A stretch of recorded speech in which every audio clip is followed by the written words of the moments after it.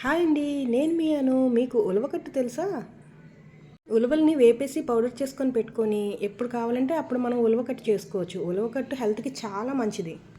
ఎలా చేయాలో చూసుద్దాం. ఫస్ట్ ఒక స్టవ్ ఆన్ చేసుకొని కళాయి పెట్టుకొని గ్లాస్ వాటర్కి 2 స్పూన్స్ ఉలవ పౌడర్ వేసుకొని అందులో ఉల్లిపాయలు, పచ్చిమిర్చి, కరివేపాకు వేసుకొని 2 గ్లాసెస్ చింతపండు రసం వేసుకొని అది మరిగాక ఉప్పు, కారం, పసుపు వేసి టమాటో పేస్ట్ కూడా వేసుకొని దగ్గరికి అయ్యేదాకా మరగపెట్టుకోండి.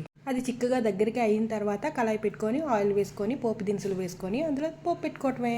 అంతే, ఉలవకట్టు రెడీ.